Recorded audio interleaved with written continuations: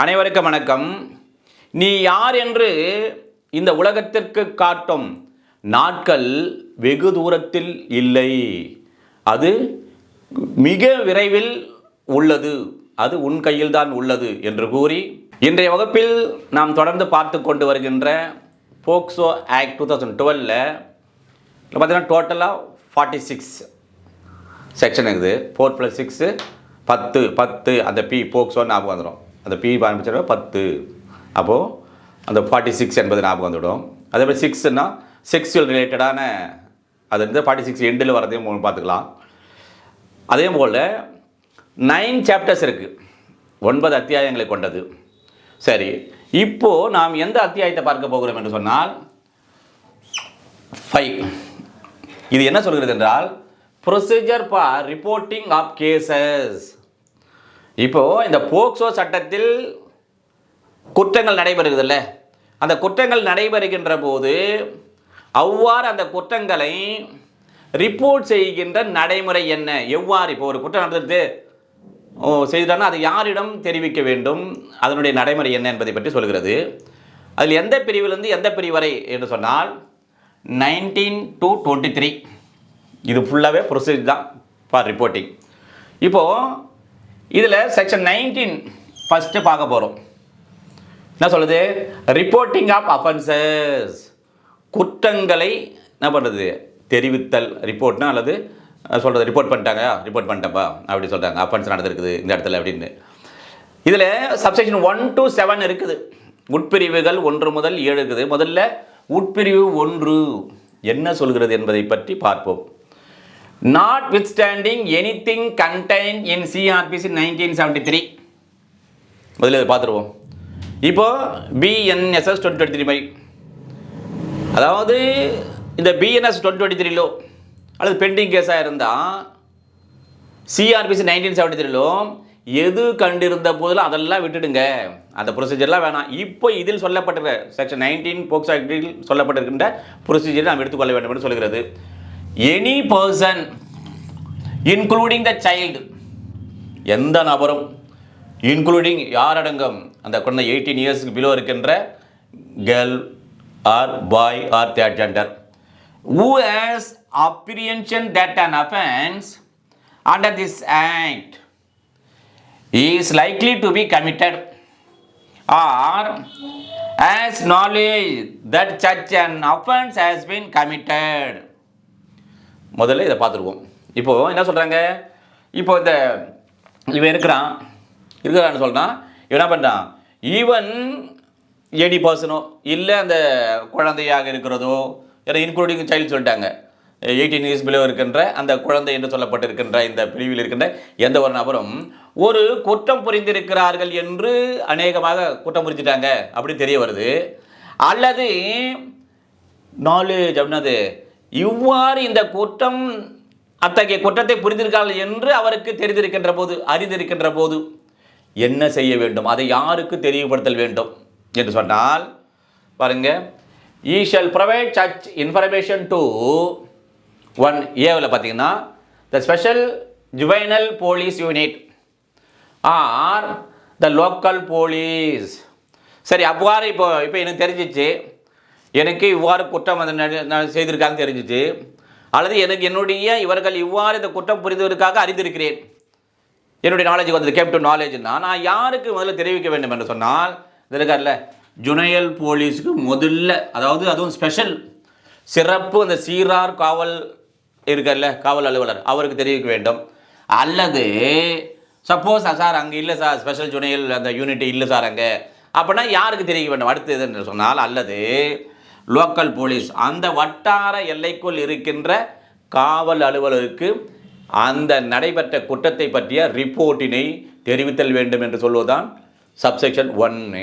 இப்போ இந்த பிரிவுக்கான உட்பிரிவு 2 என்ன சொல்கிறது என்று சொன்னால், every report given under subsection 1 shall be A, B, C 3 இருக்குல்ல, அது என்ன சொல்கிறாங்க, இப்போ நான் ஏற்கனவே சப்செக்ஷன் 1 பார்த்தல ஒரு ரிப்போர்ட்டை கொடுத்துருக்கேன், லோக்கல் போலீஸ் ஸ்டேஷன்லேயோ அல்லது ஸ்பெஷல் ஜுனையல் யூனிட்டில் கொடுத்தல, அந்த அவ்வாறு கொடுக்கப்பட்டிருக்கின்ற ஒவ்வொரு அந்த ரிப்போர்ட்டையும் எவ்வாறு என்ன செய்ய வேண்டும், ஏன்னா ஷல் வரும்போது, ஏன்னா ஷல்னா கேபிட்டல் பாருங்க, செய்ய கண்டிப்பாக இங்கே கீழே கொடுக்கப்பட்டிருக்க ஏபிசியில் கொடுக்கப்பட்டிருப்பது கண்டிப்பாக செய்ய வேண்டும் கொடுத்த ரிப்போர்ட்டை. சரி, என்ன பண்ணுறாங்க, ஏவில் ascribed and entry number and recorded in writing. என்ன பண்ணும், நான் கொடுத்த அந்த இன்ஃபர்மேஷன் ரிப்போர்ட் இருக்குல்ல, அதுக்கு என்ன பண்ணும், அந்த பதிவு எண்ணினை ஒன்று கொடுத்தல் வேண்டும். பிறகு என்ன பண்ணணும், அதை எழுத்து வடிவில் பதிவு செய்தல் வேண்டும். சரி, ஒன்று முடிஞ்சிச்சு. அடுத்து என்ன, பியில் be read over to the informant. இப்போ நான் தானே கொடுத்தேன், இப்போ இவர் இந்த போலீஸ் அதிகாரி, இவர் தான் ஸ்பெஷல் அந்த ஜுனைல் யூனிட் போலீஸ் ஆர்மி, இவர்கிட்ட தான் கொடுத்தேன் நான் சொன்னால், இவர் அதை வாங்கி என்ட்ரிலாம் போட்டார். இப்போது போட்ட பிறகு எனக்கு அந்த என்ட்ரி போட்ட பிறகு அதை எனக்கு என்ன பண்ண, படித்து காண்பிக்க வேண்டும்.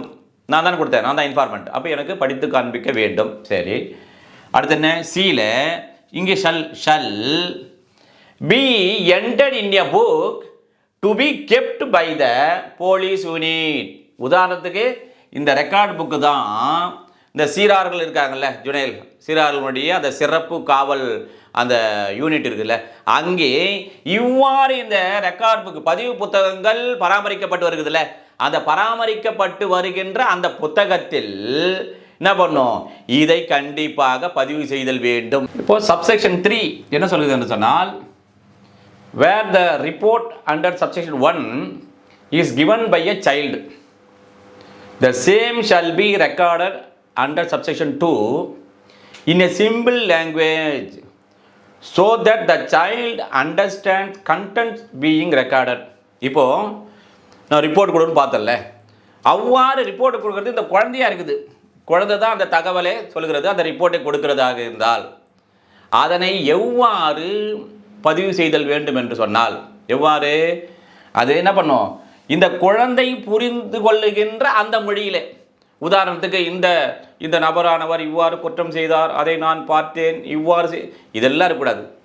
குழந்தையுமே, அம்மா நீ பார்த்துடலாமா, நீ பார்க்கும்போது இந்த மாதிரி இந்த அங்கிள் இப்படி செய்தார்லாமா அந்த குழந்தைய, இல்லைம்மா அப்படின்ட்டு அந்த குழந்தை பேசுகின்ற மொழியிலேயே அதுக்கு புரிகின்ற வகையிலேயே அதை என்ன பண்ணணும், ஆஸ் பர் சப்ஜெக்ட் டூல் சொன்னல ரெக்கார்ட் பண்ணுமே, அவ்வாறாக என்ன பண்ணோம், சிம்பிள் லாங்குவேஜ், அந்த குழந்தைக்கு அந்த உள்ளடக்கங்கள்லாம் புரிந்து கொன்ற வகையிலே அதை பதிவு செய்தல் வேண்டும். குழந்தை இந்த குழந்தை தான் அந்த ரிப்போர்ட்டை கொடுத்தார்.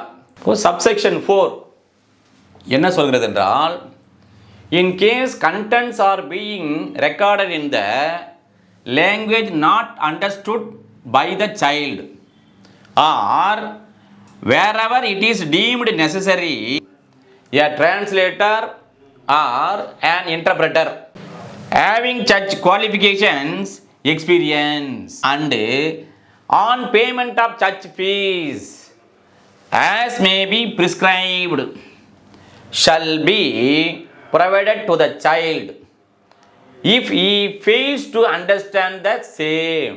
Very simple.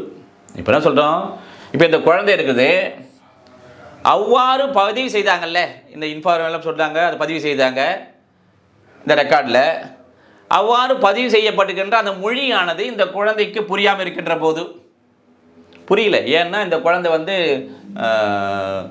பை பர்த்து சொல்லாங்களே, உடனே நேராக கான்வென்ட் தான் நேராக போயிடுச்சு, தமிழே தெரியாது, ஆனால் பதிவு பண்ணியிருக்கிறது என்ன பண்ணிக்கிறாங்க, தமிழில் பதிவு பண்ணியிருக்காங்க. அதனால் இந்த குழந்தைக்கு அந்த என்ன மொழின்னு தெரியல.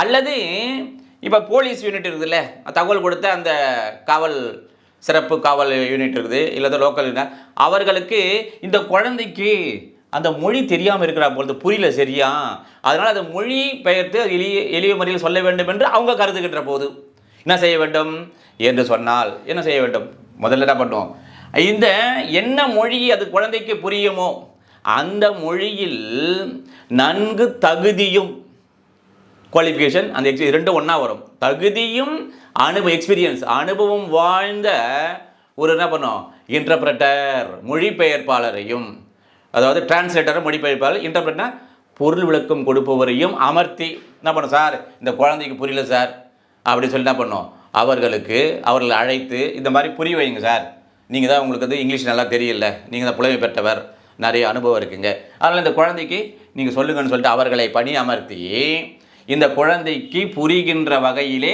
அதை மொழிபெயர்த்தோ அல்லது பொருள் விளக்கம் கூறியோ சொல்லுதல் வேண்டும். சரி சார், இப்போ அந்த மாதிரி இவங்க இருக்காங்க, டிரான்ஸ்லேட்டர் இருக்காங்க, இந்த இன்டர்பிரட்டர் இருக்காங்க, இவங்க இருக்காங்கல்ல, இவர்கள் தான் அவன் குழந்தைக்கு புரிய வைக்கிறாங்க. சரி, இவரெல்லாம் சொல்கிறாங்க ஃபீஸ் கொடுக்கணுன்றாங்க. ஏன்னா அந்த ஆன் பேமெண்ட் ஆஃப் ஃபீஸ்ன்றாங்க, அவருக்கான அந்த எவ்வளோ தொகை கேட்குறாங்க அது கொடுக்கணுன்றாங்க. எவ்வளோ நீங்கள் சொல்லலையே சார், அப்போ எவ்வளோ சார் கொடுக்கணும் இவங்களுக்கு அப்படின்னா, ஆஸ் பிரிஸ்கிரைப்டு. அப்போ என்ன பண்ணுவோம், இந்த அந்த டிரான்ஸ்லேட்டர் இன்டர்பிரட்டர்கள் என்று இவர்கள் இவ்வாறு குழந்தைக்கு இவ்வாறு சூழ்நிலையிலே மொழிபெயர்க்கின்ற போது அல்லது பொருவிளக்கம் கூறுகின்ற போது இவர்களுக்கு இந்த ஃபீஸ் வழங்க வேண்டும் என்று குறித்துரைக்கப்பட்டிருக்குதுல்ல, அந்த குறித்துரைக்கப்பட்ட தொகையை கொடுத்து இவர்களை அமர்த்தி இந்த குழந்தைக்கு புரிய வைத்தல் அல்லது விளக்கம் சொல்லி புரிய வைத்தல் வேண்டும் என்று சொல்லுதான் சப்செக்ஷன் 4. சப்செக்ஷன் 5 என்ன சொல்கிறது என்று சொன்னால், where the special juvenile police unit or local police is satisfied that the child against whom an offense has been committed is in need of care and protection. இப்போ என்ன சொல்கிறாங்க, இப்போ குழந்தைக்கு எதிராக தான் ஒரு சப்போஸ் செக்ஷுவல் அசால்ட் இந்த குழந்தை பண்ணியிருக்காங்க அல்லது செக்ஷுவல் ஹராஸ்மெண்ட் பண்ணியிருக்காங்க, அவ்வாறு இந்த குழந்தை பாதிக்கப்பட்டிருக்கின்ற போது என்ன பண்ணணும், அந்த இப்போ இருக்காங்களே யார், அது ஸ்பெஷல் ஜுனைல் போலீஸ் இருக்காங்க இவர்கள், அதே போன்று லோக்கல் போலீஸு, இவர்கள் என்ன கருதுறாங்கன்னா, இந்த குழந்தைக்கு இப்பொழுது பாவம் என்ன, அது ஒரு மாதிரி செக்ஷுவல் அசால்ட்டால் ஒரு பயந்த மாதிரி நிலையில் இருக்குது.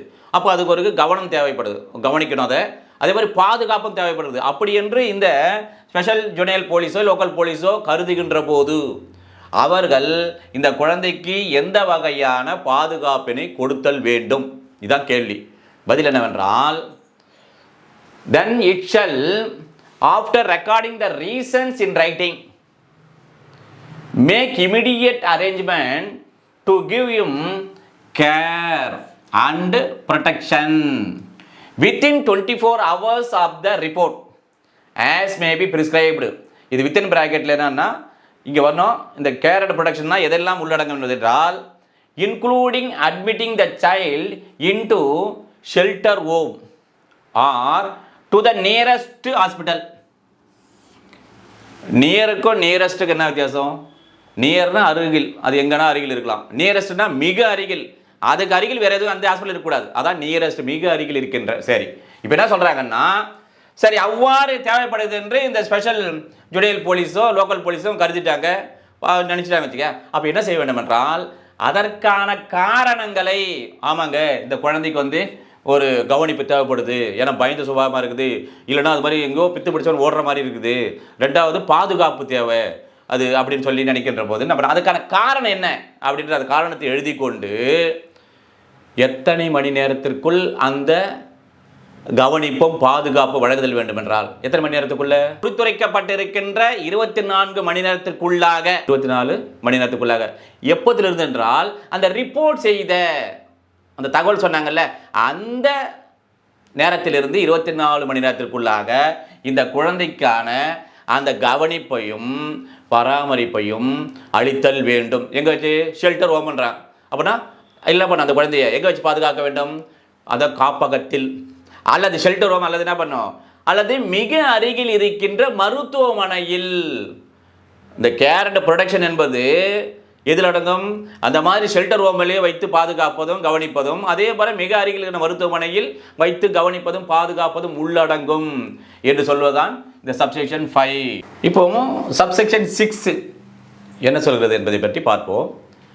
The special juvenile police unit or local police without unnecessary delay but within a period of 24 hours report the matter to the child welfare committee and the special court, or where no special court has been designated, to the court of session, including need of the child for care and protection and steps taken in this regard. என்ன சொல்லுது என்று சொன்னால், இப்போ இருக்காங்க special ஜுனைல் போலீஸோ அல்லது அங்கே வட்டார police இருக்காங்களே, அந்த ரிப்போர்ட் செய்கின்ற போது என்ன செய்ய வேண்டும்? அவர்கள் எந்த விதமான தேவையற்ற காலதாமதம் செய்யாமல் எத்தனை மணி நேரத்துக்குள்ள? 24 மணி நேரத்திற்குள் என்ன செய்ய வேண்டும்? அந்த ரிப்போர்ட்டினை அங்கே இருக்கிற என்ன இருக்குல்ல, சைல்டு வெல்ஃபேர் கமிட்டி, குழந்தைகளுடைய அந்த காப்பகத்தினுடைய அந்த நலக்குழுவினிடம் அதை தெரிவித்தல் வேண்டும். சரி, பிறகு என்ன பண்ணும்?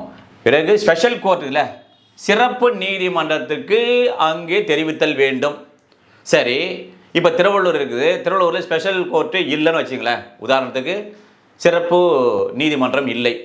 அப்படி என்றால் எந்த நீதிமன்றத்தில் இந்த ரிப்போர்ட்டினை 24 மணி நேரத்துக்குள்ளாக எந்தவித காலதாமதம் இல்லாமல் தெரிவித்தல் வேண்டும் என்று சொன்னால், அங்கே இருக்கின்ற, இப்போ திருவள்ளூர்னா இங்கே இருக்கின்ற மாவட்ட அமர்வு நீதிமன்றத்தில் அங்கே தெரிவித்தல் வேண்டும். சரி, அடுத்து என்ன சொல்கிறாங்கன்னா, இந்த இந்த குழந்தையினுடைய அந்த கவனிப்பு மற்றும் பாதுகாப்பு என்பது எது எல்லாம் உள்ளடங்கும் என்று சொன்னால், இந்த குழந்தைக்கு தேவைப்படுகின்ற அந்த கேர், அதாவது கவனிப்பு மற்றும் ப்ரொடெக்ஷன், அந்த பாதுகாப்பு மற்றும் அதற்கு தேவையான எடுக்கப்படுகின்ற நடவடிக்கைகளும் உள்ளடங்கும் என்று சொல்லுதான் இந்த சப்செக்ஷன் 6. இப்போ சப்செக்ஷன் 7 பார்ப்போம்.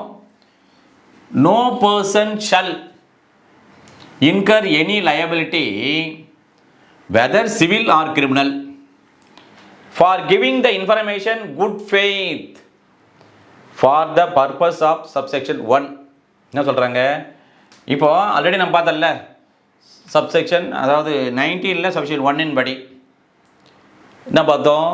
இவ்வாறு ஒரு தகவல், இந்த குழந்தைக்கு ஒரு செக்ஷுவல் ஹராஸ்மெண்ட்டோ செக்ஷுவல் ஹராஸ்மெண்ட் நடைபெறுகின்ற போது எனி பர்சன், எந்த ஒரு நபரும், அல்லது இன்க்ளூடிங் சைல்டு, இந்த குழந்தை இருக்குதுன்னா அது கூட என்ன பண்ணலாம், இன்ஃபர்மேஷனே கொடுக்கலாம், ஜுனியல் ஸ்பெஷல் ஜுனியல் போலீஸுக்கோ அல்லது லோக்கல் போலீஸ் கொடுக்கலாம்னு. அவ்வாறு கொடுக்கின்ற போது அந்த தகவலானது இவர் தான் கொடுக்குறாருன்னு சொன்னால், அந்த தகவலை எப்படி கொடுக்குறாரு? குட் ஃபெய்த், நல்ல எண்ணத்தோட, எதை இந்த தகவல் பாவம் இந்த குழந்தை பாதிக்கப்பட்டு விடக்கூடாது என்ற நல்ல எண்ணத்தில் தான் அந்த தகவலை கொடுக்குறாரு. அவ்வாறு கொடுக்கின்ற போது இந்த கொடுத்த நபர் மீது உரிமையில் வழக்கோ அல்லது குற்றவியல் வழக்கோ இவருக்கு எதிராக தொடுக்க முடியுமா என்றால் தொடுக்க முடியாது. இதை சொல்வதுதான் subsection 7 of 19 of POCSO act 2012. இப்போ இதற்கான தொடர்புடைய பிரிவுகள் என்னென்ன இருக்கின்றது என்பதை பற்றி பார்ப்போம். த கான்ஸ்டிடியூஷன் ஆஃப் இந்தியா 1950ல் ஆர்டிகல் 15+3ல் making special provision for women and children. அடுத்து ஆர்டிகல் 39Fல children healthy manner freedom dignity against exploitations. அடுத்து BNSS 2023ல் section 176 section 19 section 1 of POCSO act 2012. ஏன்னா முன்னாடி 154 CRPC இருக்குது இன்ஃபர்மேஷன்ஸ், இது ஓவர் ரைடு. இப்போ போக்சோ ஆக்ட் 2012 என்னென்ன இருக்குதுன்னு சொன்னால், section 21 punishment for failure to report. அடுத்து என்ன, செக்ஷன் 22ல punishment for falls complaint or false informations. United Nation convention on the right of child 1989 article 3(2ல best interest of the child. Article 34ல sexual exploitation. இவ்வாறாக நாம் படிக்கின்ற போது ஒவ்வொன்றையும் இவ்வாறு தான் பண்ணோம். இது ரிலேட்டட் ப்ரொவிஷன்ஸ் என்னென்ன இருக்குது என்பதை பற்றியும் தெரிந்து கொண்டால் நாம் தேர்வு எழுதுகின்ற போது அது நமக்கு மிகவும் பயனுள்ளதாக இருக்கும் என்று கூறி அடுத்த சந்திப்போம். நன்றி, வணக்கம்.